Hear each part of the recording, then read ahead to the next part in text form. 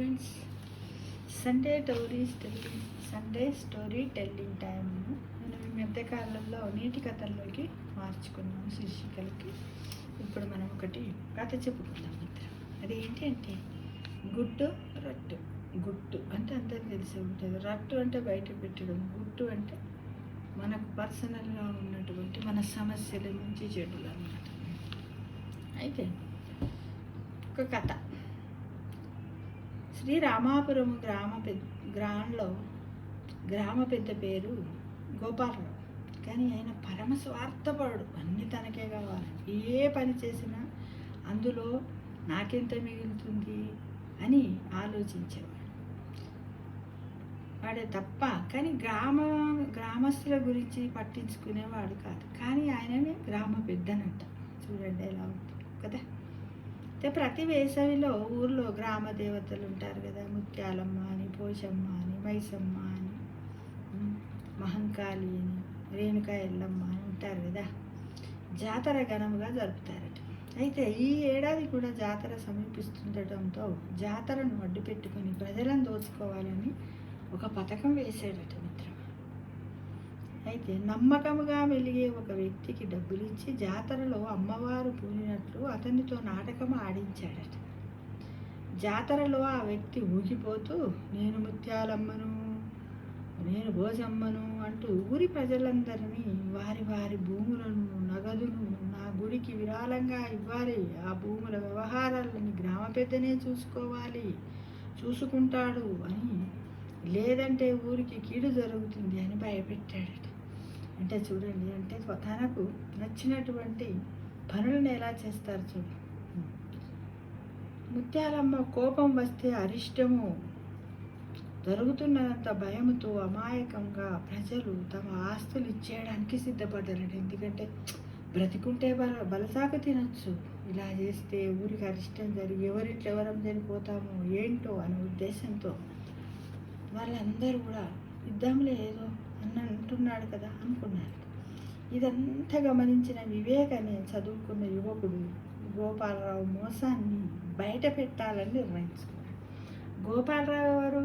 ఈ గ్రామం యొక్క పెద్ద. ఆ గ్రామం పేరేంటి? శ్రీరామాపురం కదా. తన స్నేహితుడు రాముతో కలిసి ఒక చిన్న నాటకం ఆడాడట, గ్రామ పెద్దలాగా. ఎలా?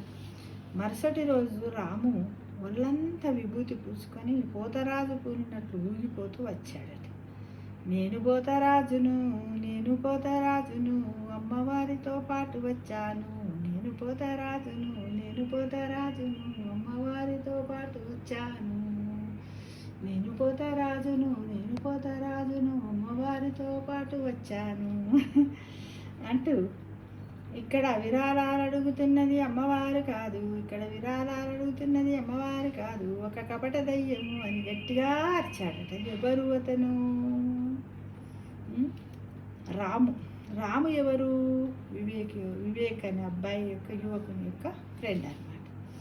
దాంతో గోపాలరావు భయముతో వణికిపోయాడు. ఆ తర్వాత వివేక్ తన ఫోన్లో రికార్డు చేసిన వీడియోని అందరికీ చూపించాడు. అందులో గోపాలరావు ఒక వ్యక్తికి డబ్బులిచ్చి జాతరలో అబద్ధాలు చెప్పమని పురమాయిస్తున్నాడు. నిజము తెలుసుకున్న గ్రామస్తులు గోపాలరావును నిలదీశారు. భక్తి పేరుతో మోసం చేస్తున్నాడని తెలుసుకుని అతన్ని ఊరి నుంచి వెలివేశారు. అలా మోసగాడైన గోపాలరావు పీడ విరగడయ్యింది. అంటే దేవుడు ఎప్పుడూ ఆస్తులు కోరుకోడు, మన మంచితనాన్ని కోరుతాడు అని వివేక్ అందరికీ వివరించాడు. అలా వివేక్ తన తెలివితేటలతో ఊరి ప్రజలను మూఢనమ్మకాల నుంచి కాపాడి అందరి అభినందనలను అందుకున్నాడు. భగవంతుడు ఎప్పుడు కూడా మనుష్య రూపేణ కొద్ది మందిలో ఉంటాడు. కాకపోతే ఏంటంటే సంపూర్ణమైనటువంటి భక్తి కావాలి, అతనికి మనస్సు అనే పుష్పమే కావాలి. అంటే ఈ విధంగా అతని యొక్క గుట్టు అంటే అతని రహస్యాన్ని రట్టు చేశాడు. ఎవరిది? గోపాలరావు యొక్క రహస్యాన్ని రట్టు చేశాడంటే అందరికీ తెలియజేశాడు. కాబట్టి కథకు గుట్టు రట్టు అనే పేరు పెట్టాడు. కాబట్టి చిన్నప్పటి నుంచే పిల్లలకు బాలకథలు, ఒకప్పుడు మేము చిన్నగా ఉన్నప్పుడు చందమామలు ఇవన్నీ చదువుకునేవారు. ఇప్పుడు ఎంతసేపు పిల్లలు చదువుతున్నారు కానీ విషయాల గురించి తెలుసుకుంటలేరు మిత్రం. కాబట్టి ప్రతి ఒక్కరి కూడా ఈ కథను మీరు వినండి, మీ పిల్లలకు వినిపించండి. ఓకేనా? ఏంటిది కథ పేరు? గుట్టు రట్టు. అంటే మనము నమ్మాలి. ఎంతవరకు నమ్ముదాము? మనలో విశ్వాసం ఉండాలి భగవంతుని మీద. మనకి జన్మనిచ్చినటువంటి భగవంతుడు, ఈ అమ్మవార్లు కానీ వీళ్ళందరూ ఎప్పుడు కూడా మనని ఒక కన్నుతో చూస్తారు. వాళ్ళు తొందరగా ఆవేశాన్ని కోపంతో రారు, మనకి ఎలాంటి శాపాలను కూడా పెట్టరు. ఎందుకంటే మనకు పరీక్షిస్తూ ఉంటాడు. కాబట్టి మనమంతా అందరం కూడా వివేకంతో ఆలోచించి అడుగులు ముందుకేస్తూ ప్రతిదీ మనం అర్థం చేసుకోవాలి. అర్థం కాని వాళ్ళకి నలుగురికి అర్థమయ్యేటట్టు చెప్పాలి మిత్రము. దీని ద్వారా ఏంటంటే మూఢనమ్మకాలను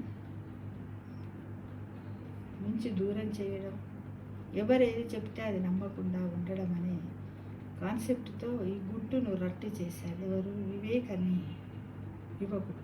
ఎవరి సహాయంతో? తన చిన్ననాటి స్నేహితుడైనటువంటి రాము యొక్క సహాయంతో ఈ నాటకాన్ని వేసి ఎన్నో రోజుల నుంచి స్వార్థంగా ఉండి గ్రామ ప్రజలను నమ్మిస్తూ మోసం చేసినటువంటి ఆ గ్రామ పెద్దను మార్చడానికి ఇది ఒక చక్కటి కథ.